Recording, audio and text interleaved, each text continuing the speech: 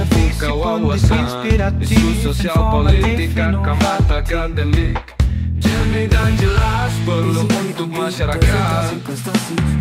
Visip Undip Channel, stay tuned, keep on watching. Yeah. I just talk untuk Visip berjamba, Visip jaya berkarya nyata.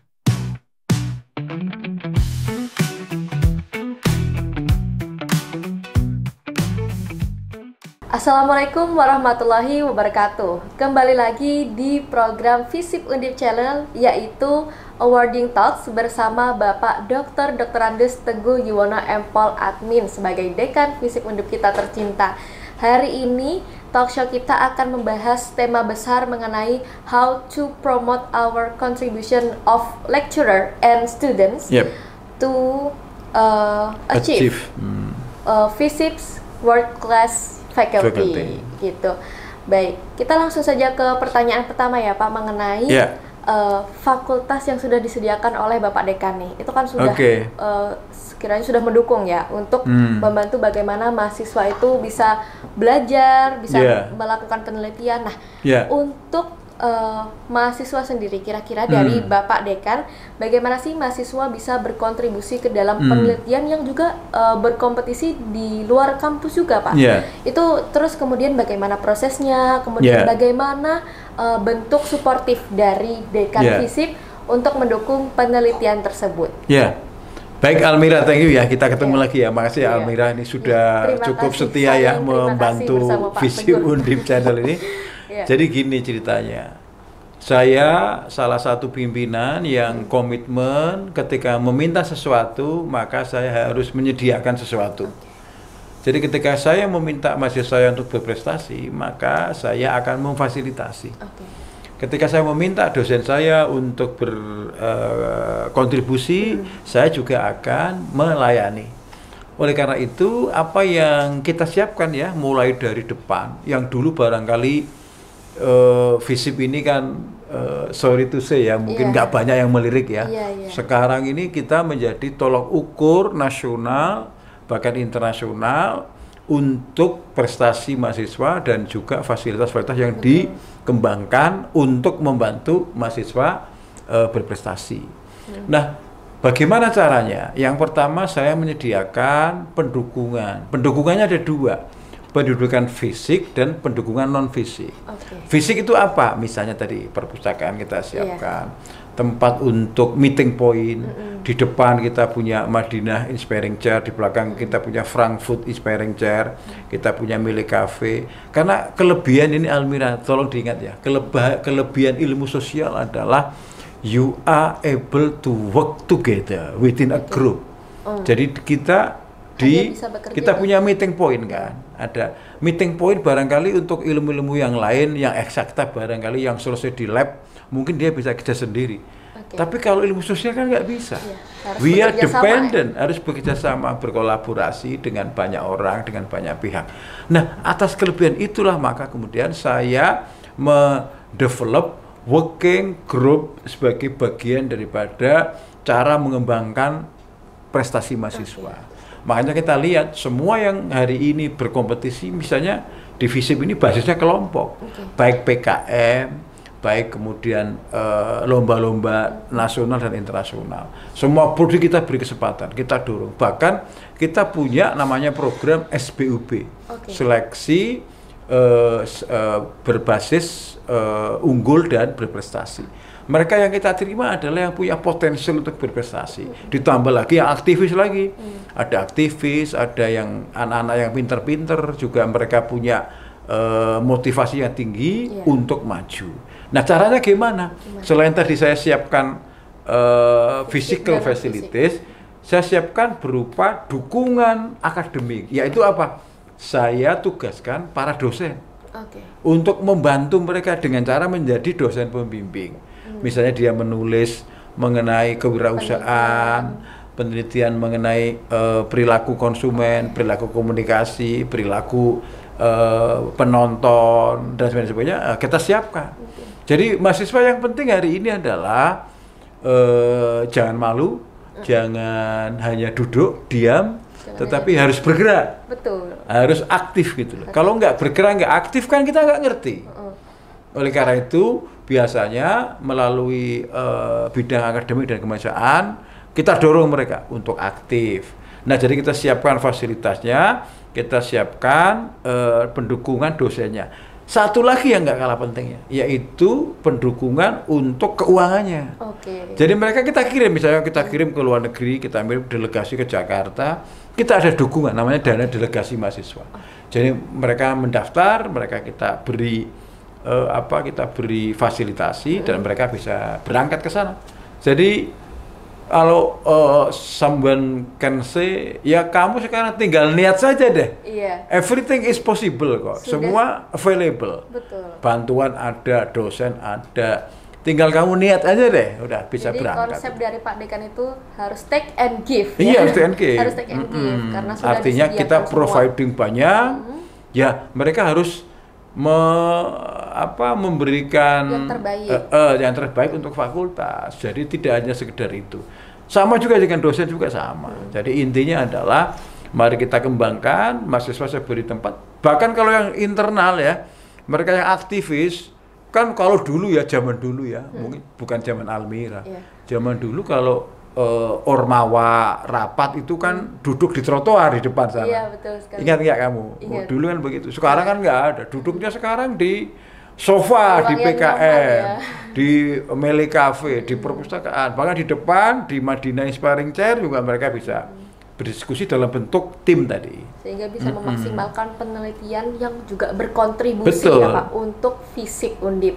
Nah, bagaimana kira-kira kontribusi dosen FISIP Undip dalam melakukan penelitian berbasis internasional? Tetapi Pak Teguh, Pak Dekan, mohon maaf jangan dijawab dulu karena kita akan lanjutkan di segmen berikutnya. Tetap di Awarding Talks FISIP Undip Channel. I just thought untuk FISIP berjamba, FISIP jaya berkarya nyata.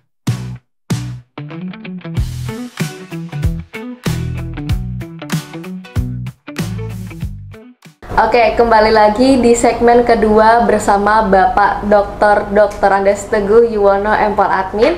Hari ini kita akan membahas topik kedua, yaitu mengenai bagaimana kontribusi dosen di skala internasional di FISIP Undip itu ya. Bagaimana sih dari dekan itu menjelaskan mengenai dosen-dosennya itu kira-kira bisa berkontribusi seperti apa saja, silakan Pak. Almira, jadi gini ya, dosen itu kan punya 3 fungsi utama. Yang pertama pendidikan, yang kedua penelitian, yang ketiga pengabdian, yang keempat ini tambahan adalah tugas strategis.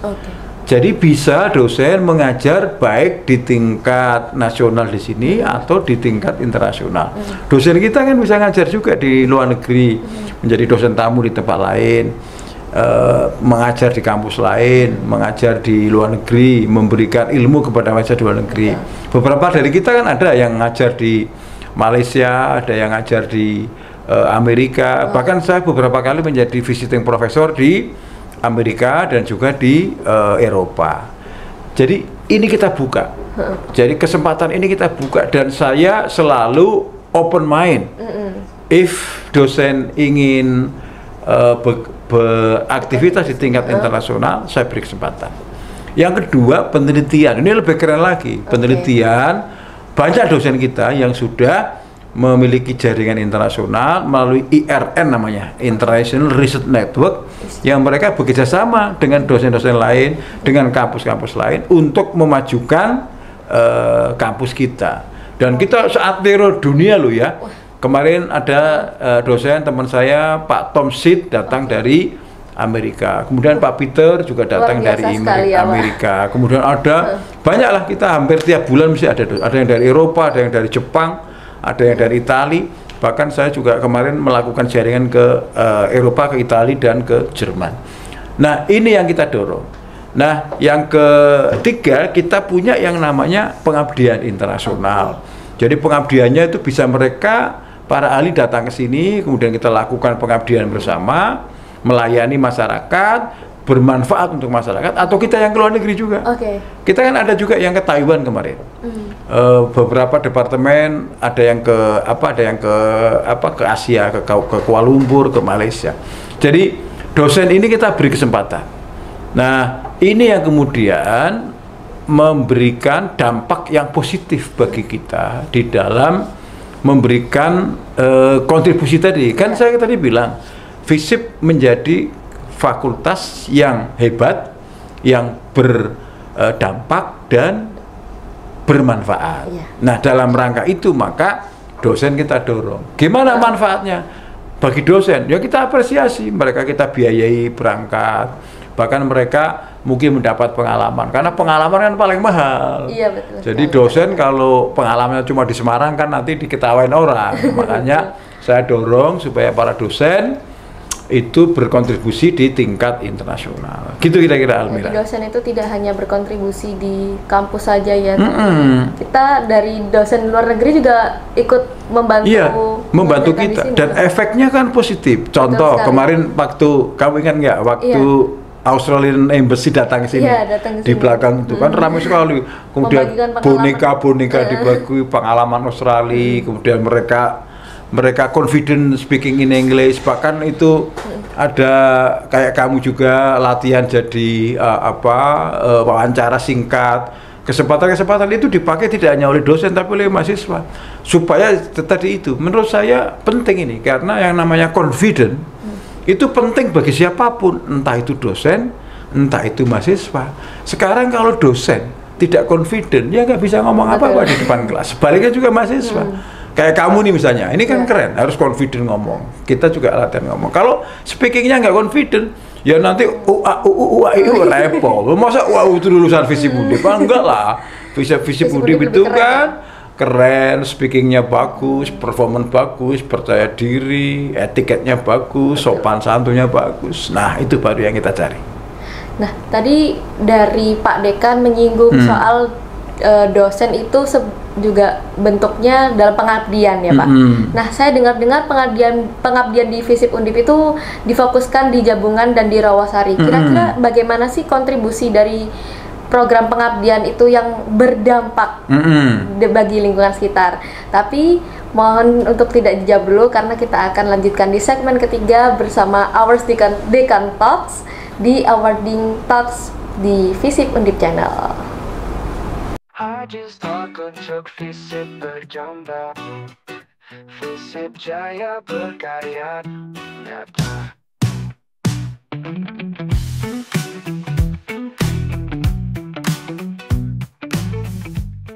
Baik, kita lanjut ke sesi ketiga, yaitu mengenai pengabdian masyarakat di FISIP Undip yang berdampak sesuai dari slogan tadi itu ya.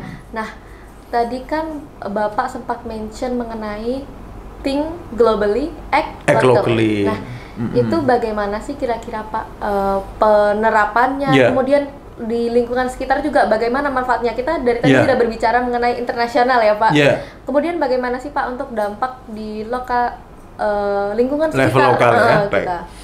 Jadi gini Almira, saya selaku pimpinan bermimpi memang kita bisa eksis dan berkontribusi di tingkat internasional melalui berbagai macam cara. Tadi ada perlombaan, ada penelitian, ada publikasi. Tetapi kita kan menginjak buminya bumi Tembalang. Iya, betul. Kita live, kita spend time itu very much di Tembalang ini. Betul. Oleh karena itu kemudian kita ingin juga berkontribusi untuk sekitar kampus. Jangan sampai kemudian kita menjadi menara gading yang tinggi sekali, tidak dijangkau oleh masyarakat lokal. Oleh karena itu kemudian kebijakan di fakultas atas inisiatif komunikasi dengan universitas bahwa kita ingin mendevelop lokasi sekitar yang mungkin belum maju, kita buat lebih maju, kita buat lebih berkompetisi, lebih berkompetensi. Nah, sesuai dengan bidang ilmunya, mungkin di kelurahan itu, di kampung itu, kalau para karang taruna mungkin diajari tentang bagaimana membuat konten kreator, bagaimana teknik berpidato, bagaimana latihan berkomunikasi yang efektif, contohnya begitu. Atau misalnya di kelurahan itu beberapa program studi menyusun bagaimana menyusun surat menyurat yang cepat, elektronik letters atau melalui website misalnya, pelayanan cepat seperti apa. Nah, ini sesuatu yang nyata di masyarakat, sesuatu yang really happening di masyarakat, yang memang itu diperlukan oleh masyarakat. Yang memang diperlukan, dan barangkali gini, karena itu masyarakat lokal mungkin sederhana kan cara pikirnya. Misalnya dari bisnis mengajari tentang UMKM, bagaimana mereka mengajari misalnya teknik memproduksi produk misalnya. Setelah produk dibuat misalnya jualan tempe, jualan makanan, kita bantu memasarkan. Nah, ini saya juga kreatif, mahasiswa kita itu luar biasa. Saya kemarin masuk kelas, kan saya live juga, masuk di kelas live juga ada yang komen, Pak tolong beli kue pisang Mas Tony, itu murid Bapak. Ya oke, aku beli. Ya artinya anak-anak kreatif juga. Lah ini contoh sederhana bahwa kita hidup di satu komunitas yang intinya adalah kita ingin mendorong agar komunitas juga terdampak dari yang kita punya, sehingga kita tidak hanya menikmati tanah ini, tapi tidak ada manfaatnya untuk masyarakat di sekitar. Nah, itu sebetulnya Almira tidak hanya dosen loh ya. Saya akan minta para dosen mengajak mahasiswanya. Betul. Jadi pengabdiannya itu ya bersama antara dosen dan mahasiswa. Misalnya mahasiswa kan banyak yang aktivis juga, misalnya yang peduli lingkungan, misalnya bagaimana mengelola sampah di kampung, bagaimana mengelola sampah rumah tangga, akan bisa dipakai gitu. Kira-kira seperti itu deh. Berarti kontribusinya tuh memang seluruh pihak ya, dari FISIP Undip untuk masyarakat sekitar, karena kita memang di mana bumi dipijak di situ langit dijunjung. Ya intinya begini, karena kan kita kan punya 5 departemen besar di desa itu atau tadi di Jabungan dan di Rawasari, itu sebuah kelurahan. Itu kan ilmu kita bisa masuk semua, ilmu komunikasi bisa masuk, pemerintahan bisa masuk, publik bisa, bisnis bisa masuk, HI bisa masuk. Misalnya HI membuat kursus bahasa Inggris untuk anak-anak sekolah, misalnya sebulan beberapa kali. Terus misalnya pengenalan mengenai dunia internasional, pengalaman di luar negeri, bagaimana hidup di luar negeri, itu kan bisa. Jadi tidak ada kemudian pembatasan atas kebermanfaatan itu. Jadi karena idenya adalah berdampak dan bermanfaat, maka sebesar-besarnya menggunakan itu untuk kepentingan masyarakat, kepentingan warga negara yang ada di situ. Politik misalnya karena pemilu, mungkin masuk ke RT yang dulu KPPS, diajari teknik menjadi KPPS yang baik. Kira-kira begitu. Oke, baik, menarik sekali ya sesi sharing-sharing di episode kali ini bersama Bapak Dekan. Terima kasih Pak Dekan sudah membagikan pengalaman, kemudian cerita-cerita juga di FISIP Undip di Award Dekan Talk. Baik, cukup sekian program hari ini di Awarding Talks, program FISIP Undip Channel. Terima kasih. Baik, terima kasih Almira. Sampai ketemu lagi. Sampai bertemu kembali.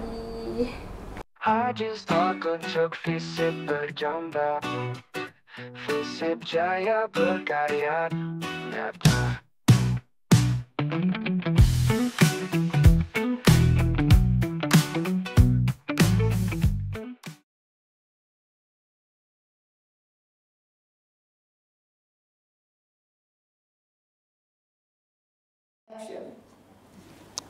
Gitu ya? Udah aman? Udah aman. Ada pertanyaan? Kita ketemu lagi minggu depan ya? Oke. Thank you. Halo, Assalamualaikum warahmatullahi wabarakatuh. Saya Nadia Farabi, dosen di Departemen Hubungan Internasional, Fakultas Ilmu Sosial dan Ilmu Politik.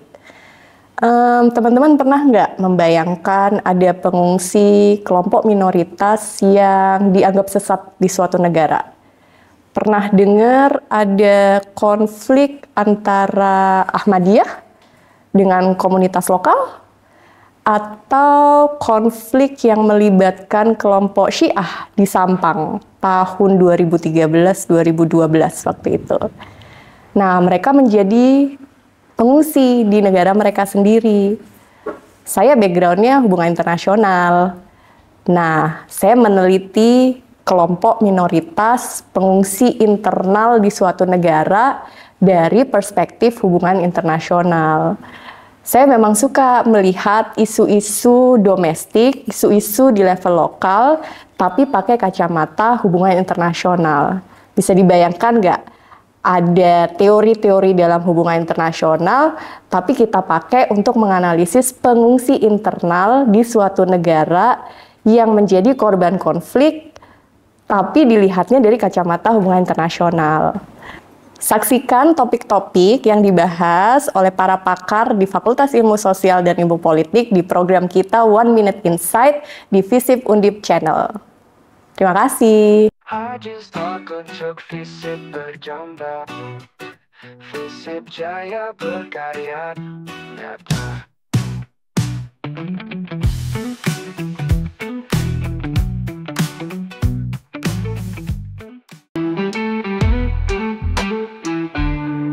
Kata pakar FISIP Undip inspiratif, informatif, inovatif.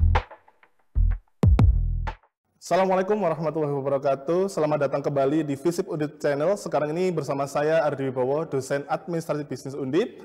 Kali ini kita akan membahas berkaitan dengan politik dunia, secara spesifik dengan tema The Decline of US Democracy and its impact on politics and economies. Teman-teman, hari ini kita kedatangan tamu yang sangat spesial. Beliau adalah diaspora Indonesia yang tinggal di Amerika Serikat. Beliau adalah seorang peneliti di bidang komunikasi, politik, dan budaya. Kemudian beliau juga seorang dosen di Arizona State University. Mari kita sambut semuanya, teman-teman. Beliau adalah Bapak Peter Suwarno, PhD. Pak Peter, selamat siang, selamat pagi Pak Peter. Selamat pagi. Ya Pak Peter, apa kabarnya Pak Peter saat ini? Baik-baik, terima kasih. Pak Peter, iya Pak Peter hari ini berarti datang ke Indonesia spesial dalam rangka apa nih Pak Peter? Saya sebetulnya ada seminar di UIN Raden Intan Lampung, kemudian ada juga di Bali.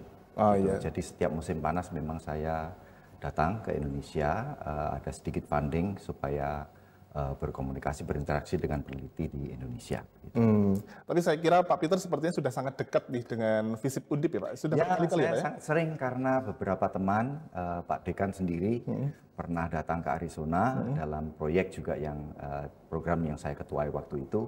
Beberapa dosen dari Undip juga datang ke Arizona waktu itu. Jadi sejak itu kami hampir setiap tahun ya selalu bertemu dalam seminar, kuliah umum dan lain-lain. Luar biasa. Ya. Berarti saat ini Pak Peter tinggal di Arizona? Ya, saya tinggal di Arizona, di Tempe, Arizona. Juga alamat universitas saya di Tempe, Arizona. Di Arizona, luar biasa sekali ya teman-teman ya. Tapi Pak Peter, ngomong-ngomong soal awal karir nih Pak Peter. Pak Peter sampai bisa berkarir di luar negeri, terutama di Arizona State University ini, seperti apa kisahnya sejak awal mungkin bisa diceritakan Pak Peter, biar Kisahnya menginspirasi. panjang sekali, panjang sekali. Tapi memang ada sedikit usaha yang sangat keras, kerja keras, dan sedikit harus ada memang kemampuan, tapi juga keberuntungan. Keberuntungan? Ya, jadi waktu saya belajar di Universitas Kristen Satya Wacana, saya bertemu dengan seorang dosen yang melakukan penelitian bahasa Indonesia waktu itu. Kemudian beliau meminta saya membantu dan juga mengajar orang asing yang datang ke Salatiga waktu itu. Nah, mereka senang dengan kerja saya. Kemudian waktu mereka mendirikan program pengajaran bahasa dan Asia Tenggara di Ohio University, mereka mengundang saya untuk menjadi asisten di sana sambil melanjutkan studi S2 dan S3. Luar biasa, berarti sudah lama sekali ya Pak Peter ya? Saya datang ke Ohio itu untuk S2 saya tahun 1987. Wow. Kemudian selesai S2-nya 89, kemudian S3-nya selesai tahun 1993. Wah, sudah lama sekali, dan tentunya Pak Peter ini sudah sangat ahli bidangnya, betul ya Pak ya, komunikasi politik budaya gitu ya Pak Peter ya? Sebetulnya S3 saya bidangnya adalah komunikasi dan bahasa. Komunikasi dan bahasa. Dan banyak sekali melibatkan discourse analysis, dan yang dianalisis waktu itu adalah political speeches. Iya.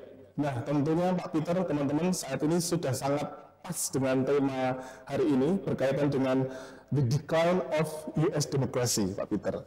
Pak Peter, menyambung ke tema utama kita. Banyak orang beranggapan bahwasanya sekarang ini US demokrasi atau demokrasi di Amerika sedang sakit atau sedang tidak baik-baik saja. Apakah itu benar-benar terjadi? Dan kalau misalnya benar terjadi, apa tanda-tanda konkretnya, Pak Peter? Ya, saya kira ahli politik di Amerika semua setuju bahwa pakar, pengamat, dan bahkan politisi sendiri juga merasakan itu sejak terpilihnya Trump. Pada periode pertama pun ada seperti itu, banyak sekali tanda-tandanya. Hal yang sebetulnya jarang dilakukan itu adalah presidential order, ya. Presidential order itu biasanya seperti instruksi presiden gitu ya, yang tidak harus. Jadi kalau membuat peraturan, membuat keputusan tanpa melibatkan Kongres atau parlemen, gitu ya. Jadi presiden itu memberikan order, dan order itu biasanya dilaksanakan tanpa oversight, ya, gitu ya. Nah, itu jumlahnya untuk Presiden Trump periode kedua ini sampai 142 dalam presidential order itu. Ya. Wow, banyak sekali Pak ya. Ya, jadi itu betul-betul luar biasa banyak, dan yang tanda-tanda kurang demokrasinya adalah ketika parlemen Kongres dalam hal ini tidak banyak yang protes. Protesnya hanya dari oposisi, yaitu dari Demokrat. Ya tentu saja itu, tapi Demokrat adalah minoritas, yang mayoritas adalah Republikan, yang semuanya pendukung Trump, dan mereka takut untuk memprotes Trump, takut mengkritik Trump, karena Trump memang orangnya penuh dengan vengeance, ya. Jadi seperti kalau ada yang coba-coba melawan saya, tidak setuju dengan saya, harus menanggung konsekuensinya. Dan ada ketakutan. Nah ini, jadi ada presidential order, terus ada ketakutan. Kalau dalam sebuah negara, sebuah demokrasi, Kongresnya atau anggota Kongresnya takut untuk mengkritik presidennya, untuk mengingat presidennya, maka itu sudah tanda-tanda demokrasi menurun. Karena oversight-nya sudah berkurang.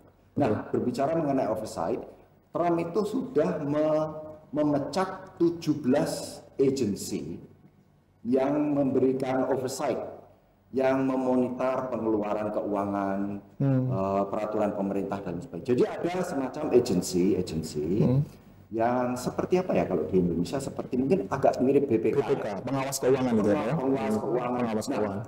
Ketua-ketua pengawas ini yang dipecat itu sampai 17 orang. Pada periode 100 hari Trump pertama. Dan kalau begitu, maka tidak ada yang mengawasi, tidak ada yang melakukan monitoring. Berkurangnya pengawas dan monitoring itu sendiri juga tanda-tanda bahwa demokrasi kurang. Yes, betul. Berarti ternyata sudah terlihat sekali ya Pak ya, tanda-tanda menurunnya demokrasi ini ya Pak ya. Tapi Pak, kalau misalnya kita bicara berkaitan dengan konflik atau perang dagang Cina sama Amerika, yang mana akhir-akhir ini sedang ada sedang naik isunya ya Pak ya. Apakah juga kondisi menurunnya demokrasi di AS ini, apakah juga memperparah konflik dagang ini Pak? Ada barangkali ya, tapi begini, mungkin ceritanya agak panjang ya soal konflik dagang dengan Cina itu ya. Waktu Cina diberikan kesempatan untuk menjadi anggota WTO, kemudian banyak sekali pengusaha-pengusaha Amerika menanamkan modalnya dan berbisnis di Cina dan memproduksi barang-barang yang biasanya di Amerika diproduksi di Cina. Itu sebetulnya Amerika mempunyai tujuan yang sebetulnya sangat luhur menurut saya ya. Jadi meniru apa yang terjadi dulu di Jepang, di Korea, di Taiwan misalnya itu, mereka menjadi lebih demokratis. Jadi harapannya waktu itu ketika Cina diberi kesempatan untuk menjadi pabriknya dunia itu, barangkali dengan sistem bisnis kapitalis yang juga menekankan accountability dan transparency, mudah-mudahan itu merembet ke bidang politik yang menjadi lebih transparan, yang lebih ada equitability, sehingga mereka akan menjadi lebih demokratis. Ternyata tidak. Setelah sekian puluh tahun, Cina tetap saja menjadi otoritarian, bahkan di bawah Xi Jinping itu lebih otoritarian lagi. Gitu. Jadi Amerika sama sekali tidak memetik buah dari perdagangan bebas dengan Cina. Nah, dan bukan hanya karena itu, tapi juga melihat bahwa surplusnya Cina itu sampai tinggi sekali, mendekati 300 miliar dolar per tahun setiap tahun. Itu tinggi sekali, sangat tinggi. Dan kalau perdagangan seperti itu memperkaya Cina, dan sudah ketahuan Cina makin lama makin powerful. Gitu. Oleh karena itu saya kira sedikit ada masuk akalnya untuk sedikit merevisi. Tapi saya kira tidak hanya merevisi, kalau Biden kan meneruskan ya tarif Trump, tapi Trump betul-betul vengeance, dendamnya luar biasa besar sehingga menaikkan tarifnya luar biasa tinggi ya. Tapi akhirnya backfire juga ya. Jadi saya kira kita akan tetap dalam negosiasi ya, mencari balance di mana. Karena surplus yang begitu tinggi yang akan memperkaya Cina itu tentu saja tidak menguntungkan Amerika. Tapi juga secara politik global power juga merugikan Amerika. Iya, ternyata bisnis itu juga bagian dari politik ya Pak ya, yang mana itu sangat berkaitan sangat erat sekali. Iya sangat sekali. Jadi bisnis itu, jadi kalau bukunya Adam Smith, The Principle of Economics ya, buku usang sekali yang dijadikan pedoman banyak ekonomis di masa lalu. Ekonomi itu atau kegiatan ekonomi itu organik, objektif, independen. Itu sama sekali tidak benar. Karena ternyata kegiatan ekonomi itu sangat bergantung pada politik. Jadi political policies, kebijakan politik itu akan berdampak pada aturan-aturan tentang bisnis. Mau tidak mau gitu. Dan kalau aturan-aturan dan bisnis itu tidak jelas, seperti dikeluhkan oleh banyak investor dari luar ke Indonesia, ketidakpastian hukum, ketidakpastian politik itu akan mengurangi kepastian kegiatan bisnis. Baik, itu teman-teman ya, berkaitan dengan ternyata memang ada sekali hubungannya pada politik dan demokrasi. Untuk lebih detailnya, kita akan membahas berkaitan dengan apakah perang dagang dan keputusan-keputusan yang diambil oleh Amerika Serikat ini berdampak kepada produk-produk dalam negeri di Indonesia. Kita bahas di segmen kedua.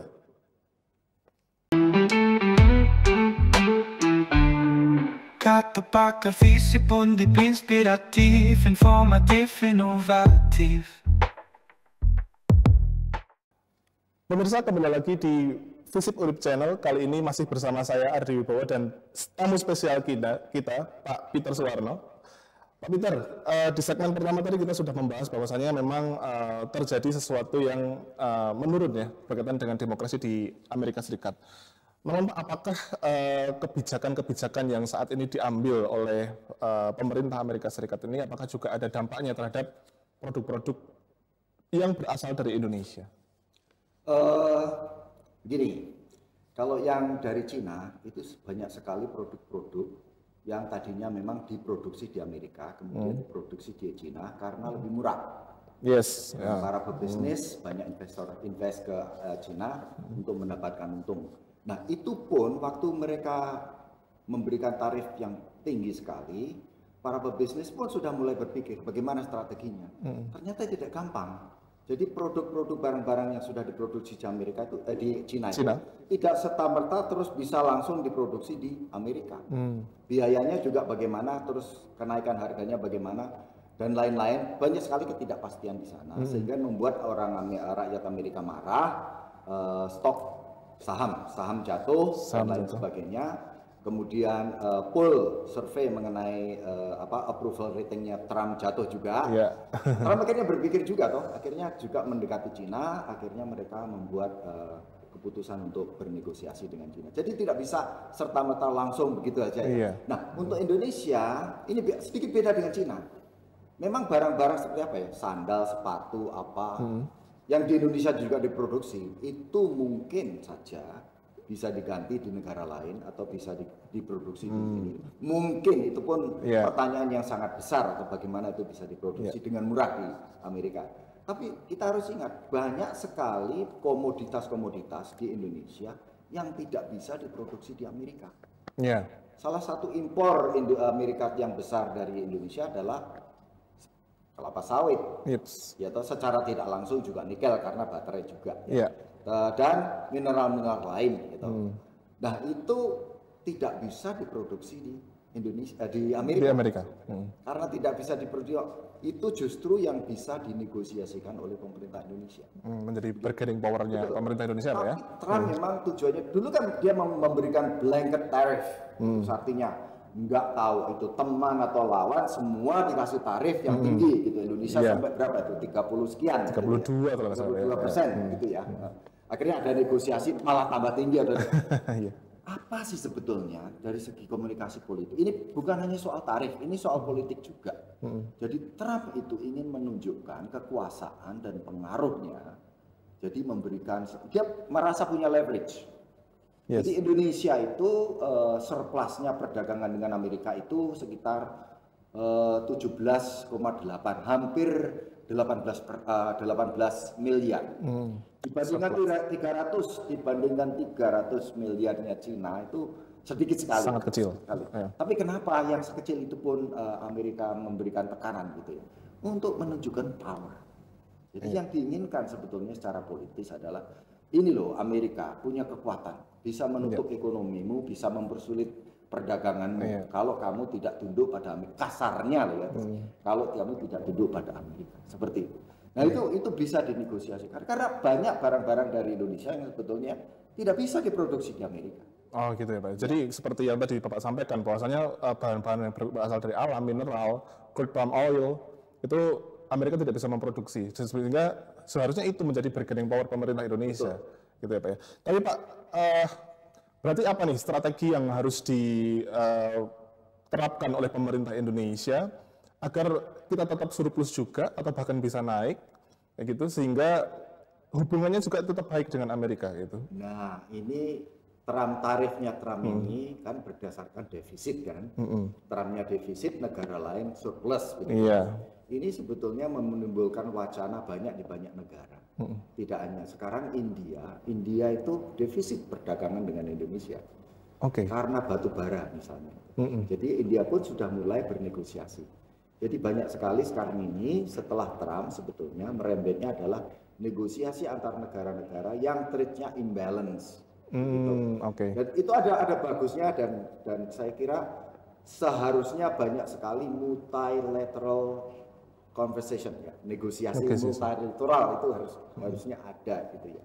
Tapi sekarang ini memang dengan Presiden Trump yang mungkin menunjukkan powernya, ingin supaya negara-negara lain itu merasa bergantung dan merasa harus membujuk, merasa harus mendekati Trump, itu adalah satu political strategy. Yang Indonesia harus mengerti, yang Indonesia harus tahu strategi apa yang harus dilakukan.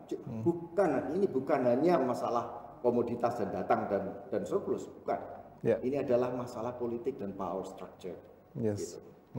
Sepertinya mungkin ini agak sedikit keluar dari topik pembahasan kita, tapi dengan apa yang dikampanyekan oleh Trump saat ini yaitu Make America Great Again, itu seperti benar-benar diterapkan ya Pak, bahkan di semua sektor mungkin, termasuk di bidang ekonomi dan bisnis ya Pak ya. Jadi mereka ingin powerful dan mereka semua orang bergantung pada dia.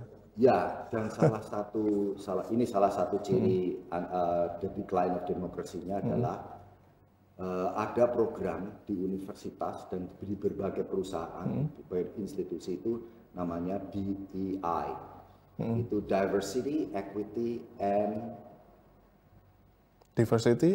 and Inclusion. Yes. Jadi semacam di setiap institusi itu ada training seperti itu dan ada representasi. Jadi setiap organisasi harus punya representatif. Walaupun mereka kurang, itu harus bisa. Jadi gini, universitas misalnya, banyak sekali orang Asia. Karena yang lulus ujian masuk itu orang Asia. Itu nggak bisa. Jadi harus ada representasi dari American Indian. Harus ada dari Hispanic, harus sekian, ada kuota seperti itu. Ada kuota dan berdasarkan ras. Ya. Wow, Dan itu untuk menunjukkan itu diversity. Harus ada equity, persamaan akses, kemudian inclusion. Merangkul semua orang terlibat. Itu. Jadi, nah sekarang Trump itu tidak mau itu. Itu betul-betul dibasmi habis. Universitas tidak boleh punya DEI, perusahaan-perusahaan tidak boleh punya DEI. Sekarang hanya betul-betul berdasarkan yang mampu siapa. Tapi itu pun sebetulnya ada pesan-pesan terpendam di sana, yaitu ada hubungannya dengan America First, ada juga hubungannya dengan Make America Great. Exactly. Gitu. Baik teman-teman, ternyata dampaknya terhadap produk-produk Indonesia juga ada ya dengan declining of the democracy in USA. Sesaat lagi teman-teman, kita akan membahas berkaitan dengan pesan-pesan nih Pak Peter berkaitan dengan generasi muda Indonesia ketika ingin menghadapi situasi ekonomi global dan politik global yang sangat dinamis ini, bagaimana seharusnya mereka bertindak. Gitu. Tetap bersama kami di Visip Audit Channel, sampai jumpa di segmen 3. Kata pakar Visip Undip, inspiratif, informatif, inovatif. Pemirsa, masih bersama saya Ardi Wibowo di Visip Undip Channel. Hari ini kita masih bersama dengan Pak Peter Suwarno, masih akan membahas berkaitan dengan US Democracy Policy, Pak. Tapi secara spesifik di segmen 3 ini kita akan membahas tentang ini Pak Peter. Banyak sekarang ini generasi muda yang ingin menjadi entrepreneur, ingin menjadi pengusaha nanti setelah lulus kuliah. Dengan adanya ketegangan politik di dunia ini yang digawangi oleh US, ketegangan ekonomi yang digawangi oleh Amerika, mungkin pesan Pak Peter untuk para calon entrepreneur atau mahasiswa yang sekarang ini akan segera lulus, apa Pak Peter? Gitu. Ya, kesempatan bisnis semakin lama akan semakin menantang. Menantang ya Pak? Menantang. Menantang. Dan tidak semakin mudah dan semakin kompleks. Tapi satu hal yang harus diwaspadai dalam bagi pebisnis itu adalah bagaimana mengurangi uncertainty. Ketidakpastian. Jadi ada kemarin di Arizona juga saya mengikuti training uncertainty reduction. Bagaimana mengurangi ketidakpastian. Karena ketidakpastian itu menunda kegiatan. Karena kita tidak tahu, ya, kita seperti gamble, mungkin ini benar, mungkin ini salah. Walaupun semua bisnis itu ya gambling juga ya kita. Betul. Tapi calculated gambling itu artinya kita memproyeksikan apa yang akan terjadi, gitu ya. Itu rumit dan oleh karena itu pebisnis harus paham mengenai ekonomi dunia, mengenai finances, tapi juga mengenai politik. Ya. Dan di Indonesia itu sangat amat jelas sekali. Kalau kita lihat pebisnis besar yang berhasil di Indonesia itu adalah pebisnis yang dekat dengan politisi. Pengusaha dan jadi pengusaha yang berhasil adalah pengusaha yang bekerja sama dengan penguasa. Jadi mau tidak mau mereka juga seperti pendukung politisi. Kalau yang besar ya, yang besar skala besar gitu. Tapi selain itu juga kita harus melihat keadaan Indonesia, daya tariknya. Jadi investor, makanya pemerintah Indonesia selalu menggalakkan pentingnya investor. Karena investor itu artinya uang masuk ke Indonesia, diinvestasikan di Indonesia, memutar ekonomi di Indonesia, gitu kan? Jadi mereka sangat tertarik pada itu. Tapi persepsi dunia sekarang ini sedang kurang-kurang baik-baik saja. Terutama untuk Indonesia. Terhadap Indonesia. Ya, dibandingkan negara lain. Itu yang saya katakan mengapa itu menantang. Menantang. Di bidang apapun hampir semua itu menantang. Kecuali di bidang-bidang yang tidak bisa disaingi oleh negara lain seperti komoditas tadi. Ya, kelapa sawit siapa sih yang mau nyaingi? Nggak banyak. Karet atau kopi misalnya. Kopi masih bisa. Tapi ini bagaimana membuat Indonesia tempat yang bisa dipercaya untuk investasi. Jadi ketidakpastian itu sendiri tidak dibikin oleh orang luar. Oh ini kerjaan Amerika ini karena ya ada sedikit ya. Tarif kan tidak pasti toh, mau dikasih 20 atau 10 atau 32 itu kan memang tidak pasti. Itu pun bisa dinegosiasikan. Tapi banyak hal ketidakpastian yang diciptakan oleh Indonesia sendiri. Pertama, ketidakpastian hukum. Peraturan yang berubah-ubah. Kemudian cost yang unpredictable. Unpredictable cost itu apa? Pungutan yang tidak masuk budget sebelumnya. Pungli mungkin ya Pak ya? Iya, kurang lebih salah satunya. Kalau kasarnya kalau bisnis sekarang kan orang bisnis itu ada preman, ada ormas, ya toh, ada preman yang berdasi dan lain sebagainya. Itu di Indonesia itu sangat rampant, artinya banyak sekali dan rumit sekali. Dan itu yang membuat ketidakpastian bisnis di Indonesia. Jadi ini tantangannya bukan saya letakkan pada pebisnisnya, tapi keadaannya seperti itu. Nah, kalau keadaannya seperti itu, bagaimana menyiasatinya? Sulit. Dan saya tidak mau pesimis, tapi saya kira kita perlu optimis ya. Kita perlu optimis. Kita berharap bahwa pemerintah Indonesia bisa menghilangkan ya toh, hal-hal yang membuat ketidakpastian berbisnis. Oh, berarti bagi investor misalkan dari Amerika Serikat hal tersebut itu sangat penting ya Pak ya? Oh, karena di Indonesia ya kalau misalkan tidak baik, tidak safety ya mereka enggan untuk berinvestasi di Indonesia. Betul. Ya, okay. Jadi cost-nya mereka bilang, oh cost-nya untuk investment misalnya pembebasan tanah sekian gitu. Terus operation cost sekian. Setelah dijalankan ternyata tidak sesuai dengan rencana sebelumnya. Ada tambahan-tambahan lain.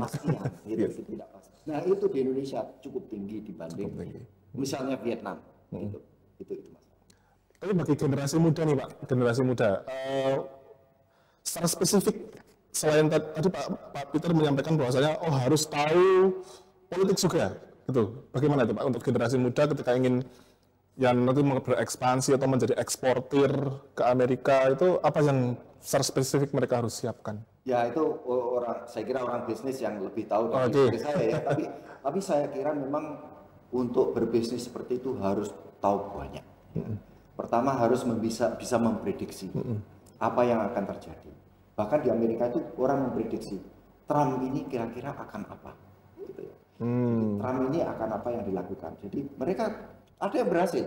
Waktu Trump menaikkan tarif Cina itu 145, ini tidak masuk akal, tidak mungkin akan begitu. Kita wait and see dulu. Ternyata benar mereka. Jadi ditunggu ternyata turun, gitu ya. Jadi harus betul-betul punya awareness yang tinggi. Awareness yang tinggi mengenai politik, mengenai bisnis, harus banyak sekali membaca. Kemudian juga menyimak prediksi-prediksi orang-orang yang berkecimpung di sana, begitu. Jadi itu menantang sekali. Ya, dan saya kira untuk Indonesia kalau itu bisnis kecil sebetulnya tidak terlalu bermasalah ya.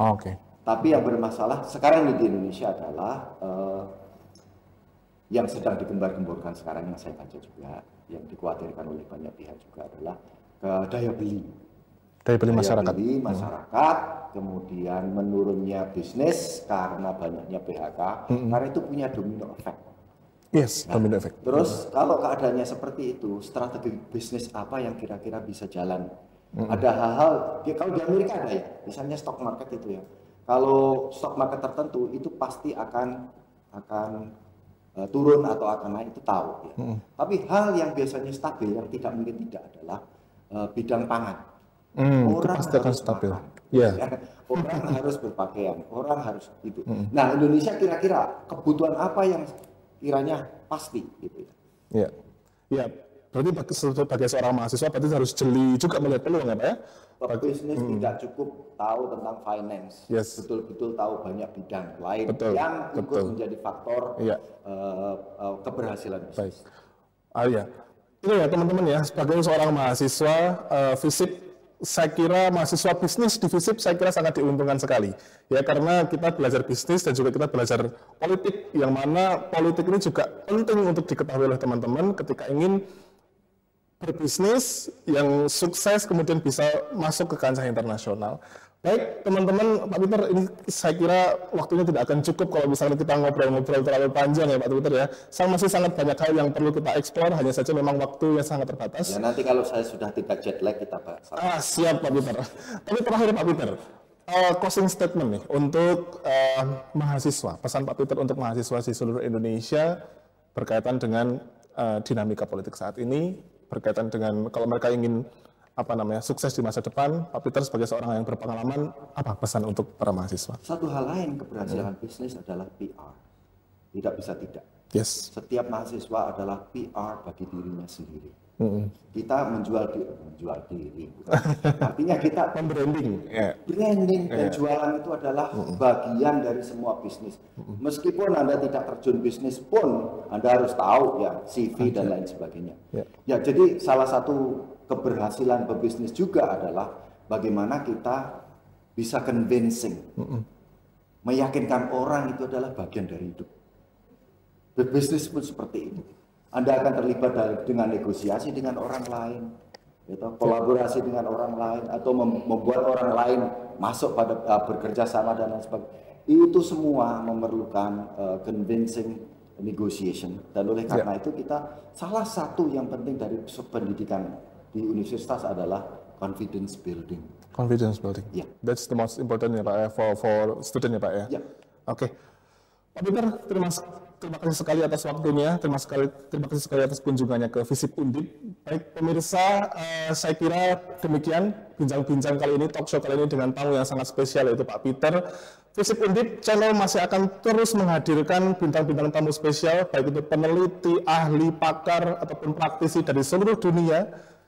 Nantikan terus talk show kami, jangan lupa untuk subscribe dan saksikan talk show kami lainnya di FISIP Undip Channel. Assalamualaikum warahmatullahi wabarakatuh.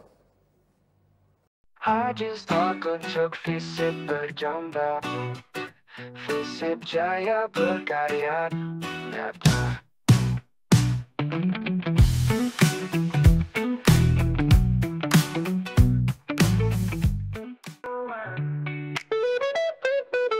One minute insight, kontribusi FISIP untuk kemajuan dunia pengetahuan. Ya, Assalamualaikum warahmatullahi wabarakatuh. Saya Tonomo Raharjo, dosen di Departemen Ilmu Komunikasi FISIP Undip. Kali ini saya ingin menyampaikan pandangan tentang Indonesia dan kemajemukan budaya. Indonesia itu sebuah negara kepulauan terbesar di dunia. Indonesia memiliki 13.466 pulau, lebih dari 300 kelompok etnis, dan memiliki 742 bahasa daerah. Indonesia juga merupakan negara multi agama. Nah, Indonesia itu adalah perwujudan dari masyarakat majemuk. Nah, kemajemukan budaya itu pada satu sisi merupakan kekayaan budaya, kekayaan bangsa yang sangat berharga, dan pada sisi yang lain kemajemukan budaya ini memiliki potensi yang besar terjadinya konflik antar budaya. Perbedaan latar belakang budaya itu tidak jarang digunakan sebagai alat untuk memicu pertikaian antar kelompok. Masyarakat majemuk adalah perwujudan Bhinneka Tunggal Ika, unity in diversity, diversity in unity. Jika tertarik untuk mengkaji ilmu komunikasi, silahkan bergabung di Departemen Ilmu Komunikasi FISIP Undip. Saya Tonomo Raharjo. Assalamualaikum warahmatullahi wabarakatuh.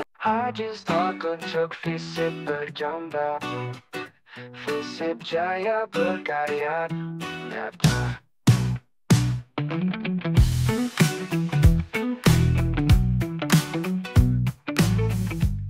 FISIP Undip, presentasi prestasi, kontribusi dalam karya nyata.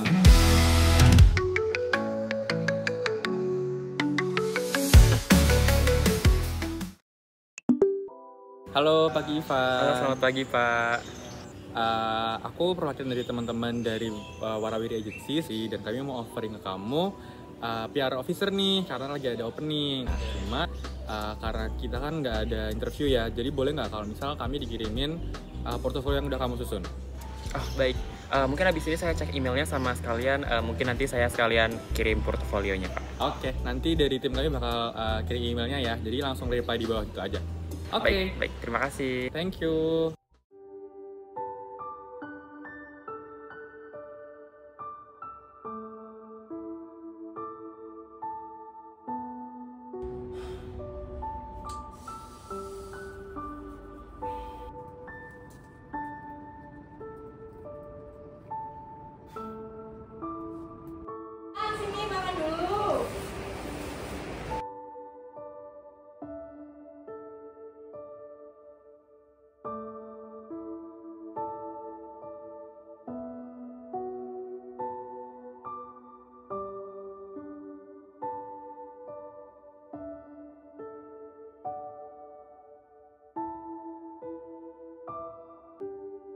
Lihat ini, Kak, kamu udah sukses jadi dokter semua. Coba buktiin dong ke mama, kamu juga bisa sukses dengan pilihan yang kamu buat. Apa iya ya aku salah jurusan?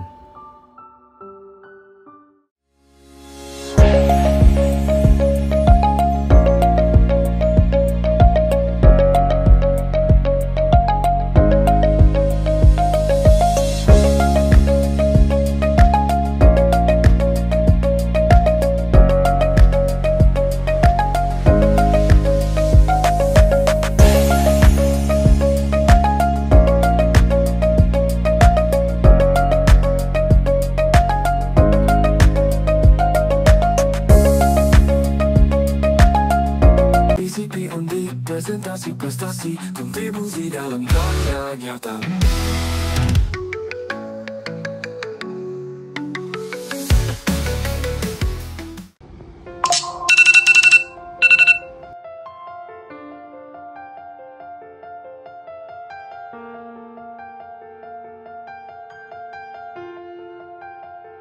Jadinya lu kuliah di mana? Gue udah komunip nih. Hah, ilmu undip. Lu mau jadi apa?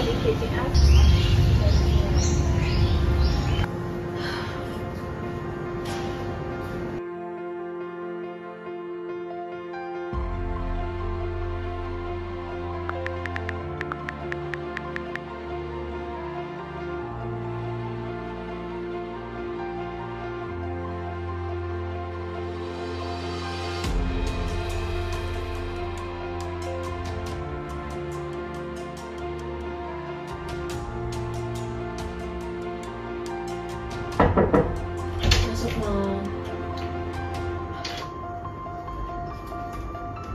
Cinta kenapa, Nak? Gak apa-apa, pusing aja. Teman-teman pada gak setuju, Ma. Aku kuliah di komunip. Selama kamu yakin, jalanin aja. Gak usah pikiran omongan orang. Mama percaya sama Cinta.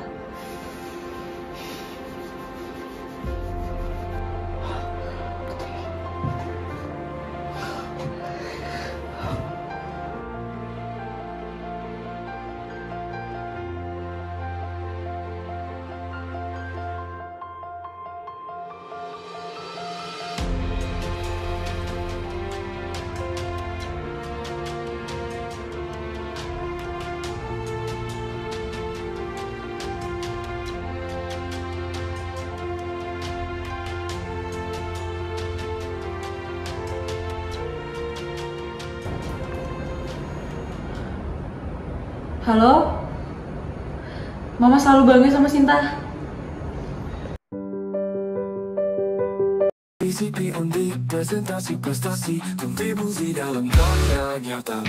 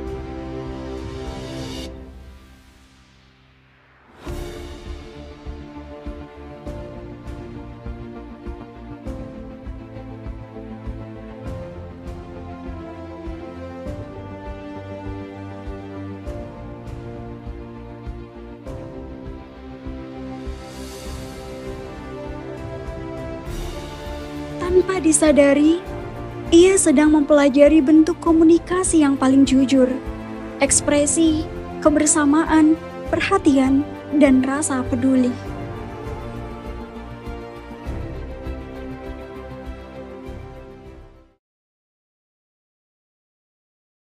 Hajiz untuk FISIP berjamba, FISIP jaya berkarya nyata.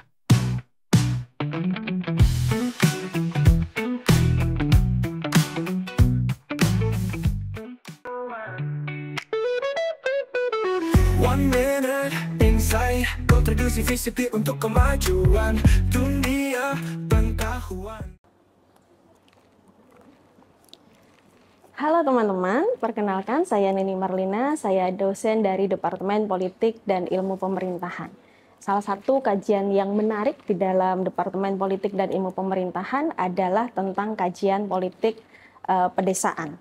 Politik pedesaan tidak hanya membahas tentang bagaimana kekuasaan, tetapi juga membahas tentang bagaimana masyarakat desa berinteraksi, bernegosiasi, dan memperjuangkan hak-hak mereka.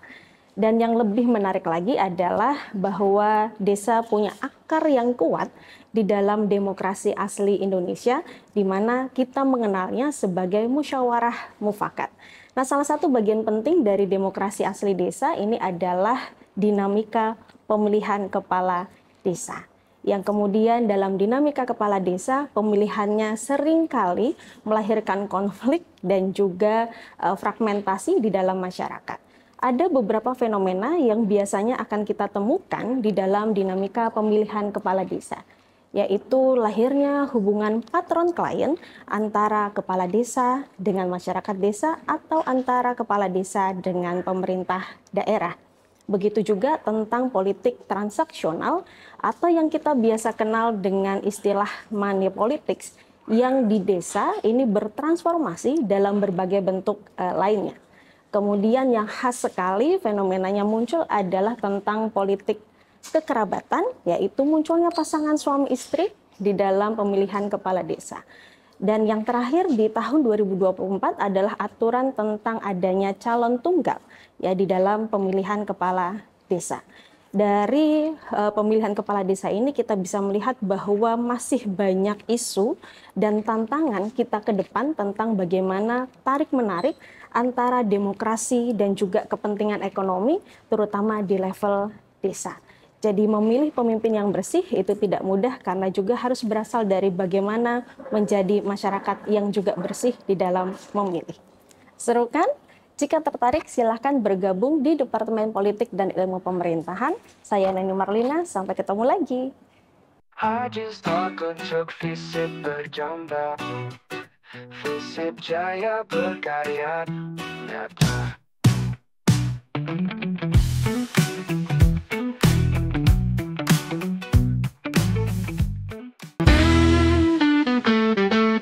Channel informasi buka wawasan, isu sosial politik akamat akademik, jernih dan jelas perlu untuk masyarakat.